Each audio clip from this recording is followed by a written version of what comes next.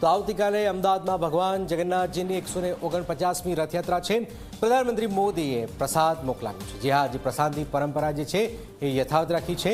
149મી રથયાત્રા માટે પ્રધાનમંત્રી મોદીએ ખાસ પ્રસાદ મોકલ્યો છે।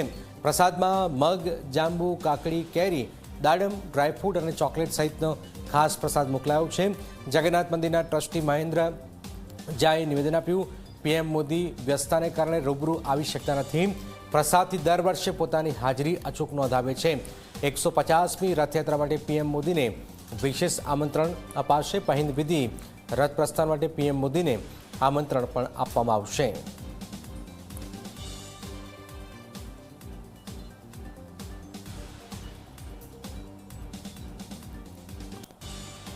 પરંપરાગત રીતે જગન્નાથજીની રથયાત્રા નીકળવી અને તેમાં ભાવિ ભક્તોની હાજરી હોવી, એ નગરચર્યાએ નીકળેલા ભગવાનના એ દર્શન, આ દ્રશ્યો જોવા મળતા હોય છે। તેની સાથે સાથે પ્રધાનમંત્રી નરેન્દ્ર મોદી દ્વારા દર વર્ષે જે પ્રસાદ મોકલવામાં આવતો હોય છે, ભોગ મોકલવામાં આવતો હોય છે, તે અહીંયા જોવા મળી રહ્યો છે। આ પ્રધાનમંત્રી નરેન્દ્ર મોદી દ્વારા મગ, દાડમ, કેરી, કાકડી, ડ્રાયફ્રૂટ, ચોકલેટ્સ, આ અલગ અલગ વસ્તુ, જાંબુન, જે ખાસ કરીને મગ અને જાંબુન જે વિશેષ રથયાત્રામાં એ જોવા મળતા હોય છે, એ સહિતની એ વાનગી વસ્તુઓ જે છે એ અહીંયા મોકલવામાં આવી છે। એટલે દર વર્ષની જેમ આ વર્ષે પણ પ્રધાનમંત્રી નરેન્દ્ર મોદીની આ પ્રસાદી દ્વારા તેમની હાજરી જે છે અહીંયા જોવા મળી રહી છે। અને આ એ જ બતાવે છે કે પ્રધાનમંત્રી નરેન્દ્ર મોદીનો એ લગાવ, એ ભાવ, એ ભગવાન સાથેનો કેવો છે, અને એ ભાવ હજુ પણ જળવાઈ રહ્યો છે। અને આ ભાવ સાથે પ્રધાનમંત્રી નરેન્દ્ર મોદી ન માત્ર જગન્નાથજીની વાત હોય, ભોળેનાથની વાત હોય કે પછી તમામ દેવી દેવતાની વાત હોય, તેમની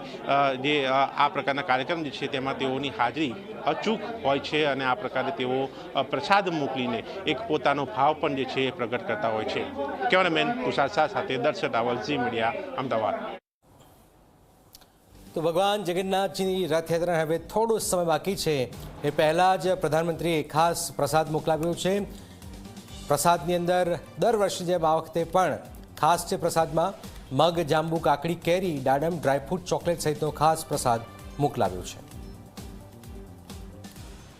ભગવાન જગન્નાથજીની 149મી રથયાત્રા, આ રથયાત્રામાં જ્યારે પ્રધાનમંત્રી નરેન્દ્ર મોદી રાજ્યના મુખ્યમંત્રી હતા ત્યારે અચૂક તેમની હાજરી રહેતી, પરંતુ પ્રધાનમંત્રી બન્યા બાદ તેમની વ્યસ્તતાના કારણે તેઓ હાજર ન રહી શકતા। તેઓ પ્રસાદ અહીંયા મોકલાવીને તેમની હાજરી પુરાતા હોય છે। એ એક પરંપરા આ વર્ષે પણ જોવા મળી છે। ત્યારે એ મંદિરમાંથી આપણી સાથે મહેન્દ્રભાઈ જોડાયા છે, તેમની સાથે વાત કરીશું। મહેન્દ્રજી, प्रधानमंत्री नरेंद्र मोदी का वो सिलसिला प्रसाद भेजने का अभी वो कायम है? भगवान जगन्नाथ जी की रथ यात्रा बहुत ही पूरे विश्व में लोकप्रिय है।